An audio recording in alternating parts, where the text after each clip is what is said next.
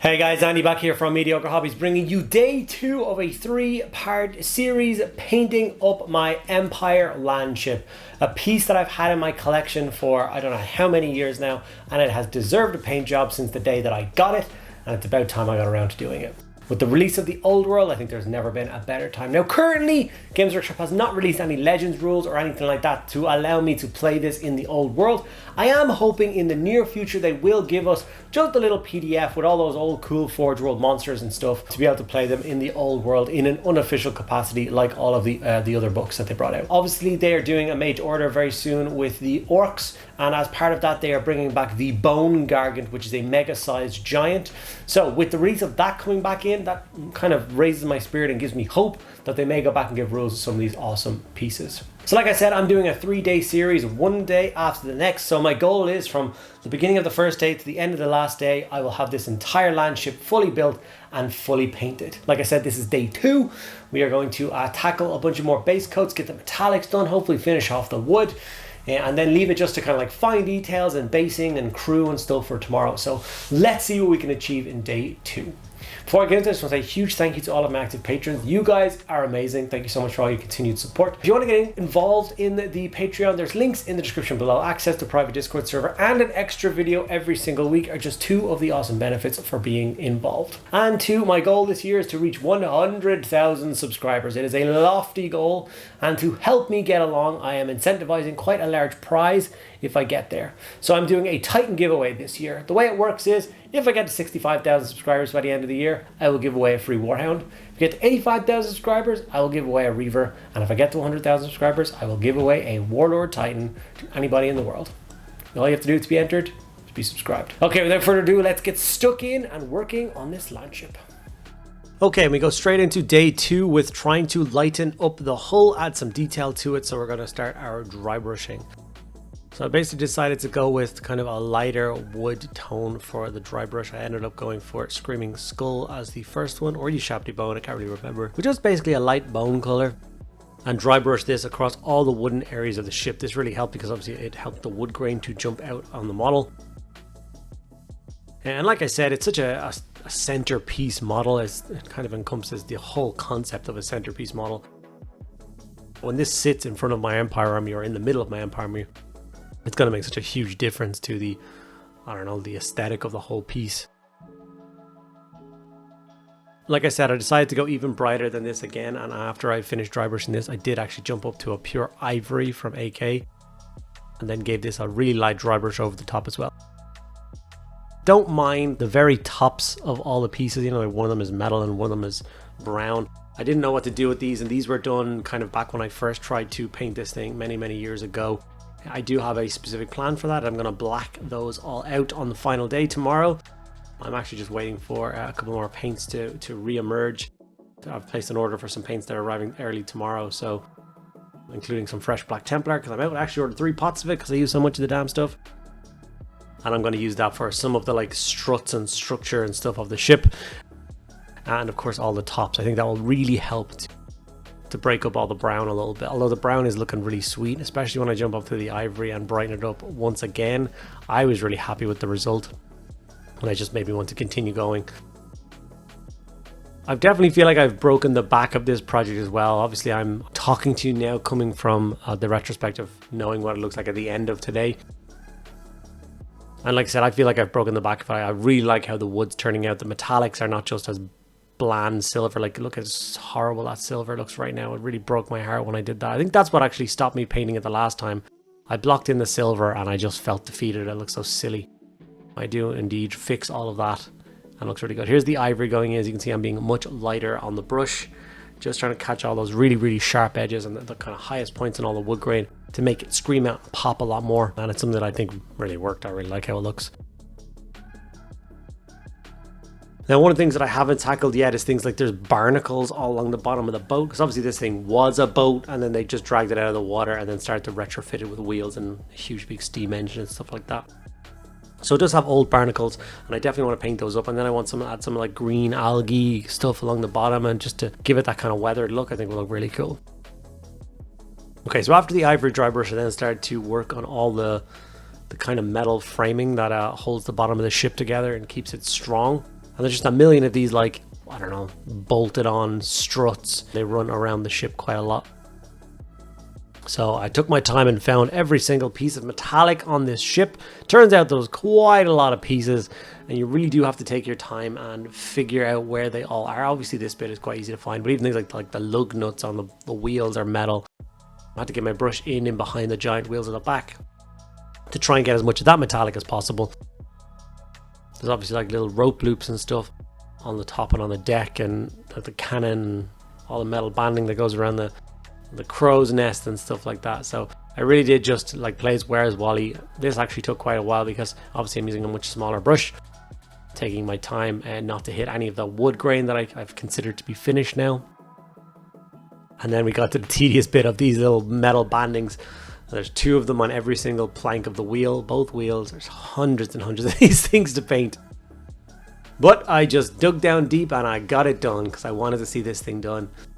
And obviously I promised you guys 3 days for this crazy project.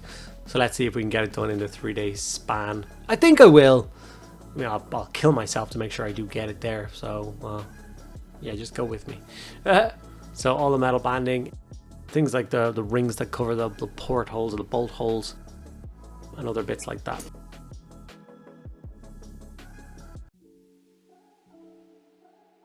This was another thing as well, where once I was finished with like the wood grain and I started finishing off the metallics, well, it was like 2 huge blocks of color are like on the model, and it really did feel like I passed the mile mark or past the halfway mark, or I started to envision what this thing was going to look like when it was finished. Obviously needs a lot of color. I realized when I was painting it that there's currently 11 highly detailed shields on this miniature. 6 on either side, 2 on the front, 2 on the back, and then like 1 in the... It's a lot of shields. And obviously these are intended to be painted as Marienburg, as it is a Marienburg land ship, so the blue and yellow. But I'm of course commandeering this fine vessel for use in my Stirland army, which is green and yellow. So I will have to dig deep. Originally I thought all the shields were supposed to represent different provinces, and it was like a, I don't know, like the Olympic Games style thing. Everyone has their kind of their shields or their banner, their colors represented on this thing. It was just supposed to be a symbol of the empire. But any ones that I've seen before, all the shields are painted as Marienburg. So I'm going to follow that trend and paint all the shields to match Stirland colors. I think it's probably better to do one color. I mean, the shields being all the different province colors is a really cool idea, but I think that risks the idea of introducing too many colors to the piece and then really kind of ruining the aesthetic, drawing your attention away from any other detail apart from clown car colors of shields. Still working on the silver. These are the silver bands I was talking about for the little railings that obviously the lookout uses to climb the crow's nest. So obviously I'm going to take my time and get those done. And once again, not hitting the wood grain on this mast, as I've done all the same steps I did on the hull. So I got the 2 layers of dry brush, including the ivory, to really make the wood grain and all the other bits and pieces on that pop. Metallics done on the bits that were left over on things like the anchor, the telescope, which I still to this day have no idea where it's meant to go on this piece. I keep looking at pictures of the Marienburg lampshade, like Google Images and stuff, and because it's so rare, there's only like 3 or 4 painted ones, loads of pictures of those 3 or 4 painted ones, and I have no idea where anybody put that telescope. I don't know where it goes. If anyone has any ideas where it goes, please let me know. I am painting it up because I want to be like a completionist. I want to get it all done, so I will finish painting it and then I will glue it somewhere. Alright, now it's time for me to break up all that silver that I mistakenly added years ago. And what I did was I grabbed a nice brassy color and I just started pulling apart the silver with other details starting to block in. So obviously the big chimney stack got done in the bronze or brass color. All the pipe work I could find got done in. So I was like, all the piping is like lead or brass or bronze. And I used that, so there's quite a lot of piping and stuff going around the engine, and if you decide that that's going to be the different color, then it really does help to break it all up. And that's all I really needed to start to see, was the breaking up of the metallics. That really helped me. I was really worried about the whole back engine steam compartment-y bit, that it was going to ruin the whole thing. So starting to see that come together was really nice. And then obviously working on this banner. Don't really know where this banner is meant to go either, but finding a place where the banner can go is, I think, less complicated. Although as of yet, I've yet to decide what I'm doing with the actual banners themselves. But I'm sure we will figure it out. Obviously, Nuln Oil was then brought in to shade down all the metallics again, which will obviously help dull down the mistakes that I did with the solid coat of silver back in the day, and help the bronze and the silver be pulled together and darken it down. And like I said, it looks like a really big gaudy silver thing at the back, which is drawing your eyes away from the beautiful wooden hull, which I still think is the kind of the focal point of this piece, is the ship itself. I don't want to be looking at the monstrosity that is the giant steam engine sticking out of the back of this thing. So like I said, this thing is the Marienburg land ship, so coming from the Empire State of Marienburg. For those of you who do not know who Marienburg are, they are pretty much the wealthiest state in the Empire. At one stage, the Empire was in dire need of funding, and Marienburg stepped forward and basically flipped the bill on some military expenditure or whatever. But they didn't do it for free. The Emperor asked them what they wanted for this hefty, amount of money, and they asked for their independence. So they are the free state of Marienburg. They actually basically separated themselves from the Empire as a whole, and they're just this wealthy port city, which still very much acts as a member state of the Empire. It will fight and defend its neighbours and participate in any wars that it is required to make. But other than that, it is pretty much its own state. Because of this, its vast wealth, they get to have these crazy constructions like the land ship to be produced. It's all, as much as it is a weapon of war, it's also basically a symbol of their authority and their wealth. If they have spare cash to throw into making boats go on land, then you better believe they can fund any war they need to take. Traditionally, they are of course the blue and yellow scheme. I've seen a burgundy and cream scheme done a few times, and I can't figure out why people were doing that for Marienburg. It looks really beautiful, and I really want to find more information about that, because I would not mind painting up a couple of units in those colours.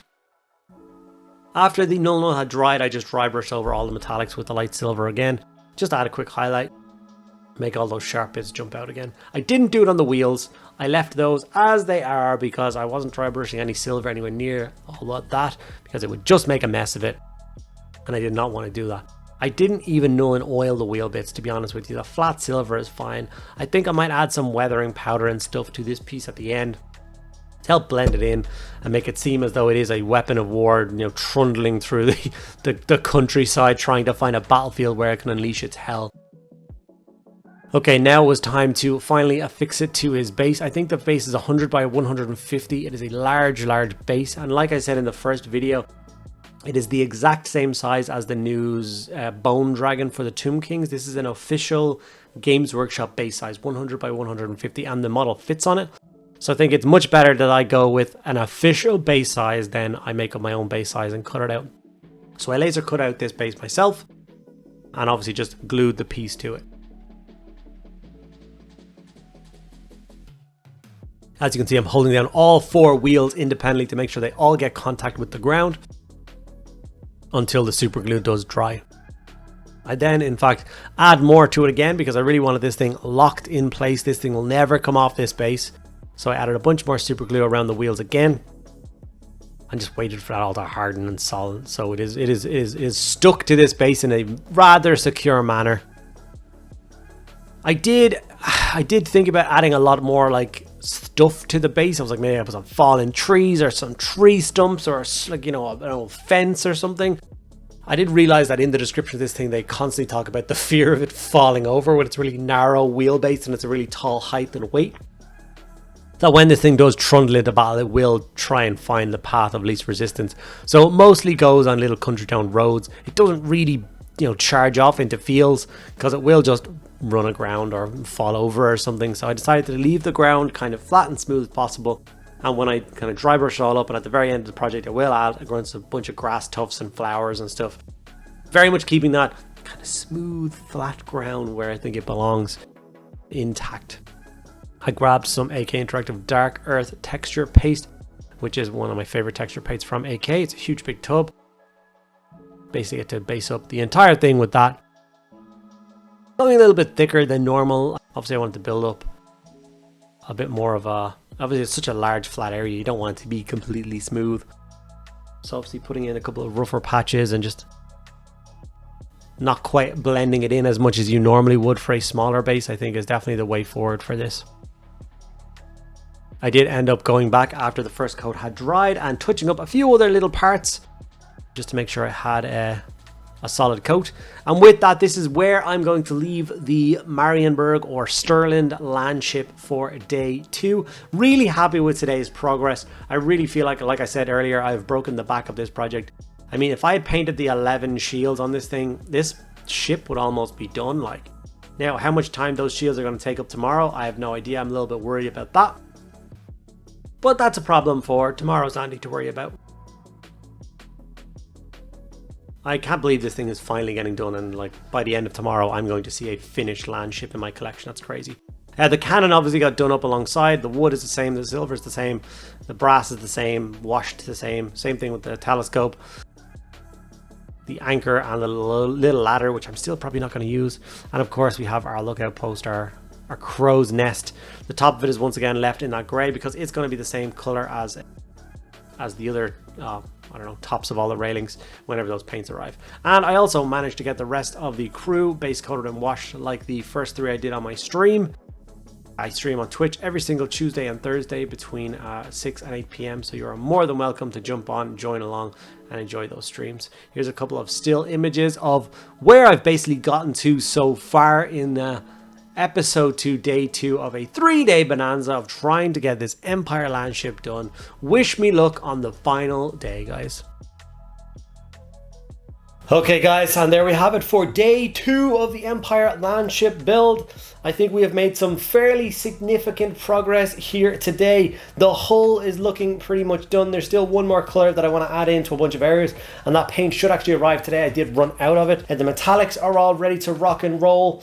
I've got the base on and the texture paste on, so I get to dry brush that off really soon. So now, like I said, going to day 3, I just have lots of details. So I got to finish the basing, I got to paint the figurehead. There's 11 shields dotted around this thing that I got to paint up. Got to finish off and layer up the crew and a few other cool bits and pieces. And then at the end of that, I get to glue it all together and call the landship finished. So that's hopefully what I'll get done by the end of day tomorrow. I hope you guys enjoyed day 2. If you did, make sure you let me know by giving the video a like. Let me know if you have any concerns or thoughts in the comments below, or anything you think I should do on the final day. Every little step helps. You guys are awesome. Thank you so much. Make sure you're subscribed, and I'll see you in tomorrow and final video on the landship.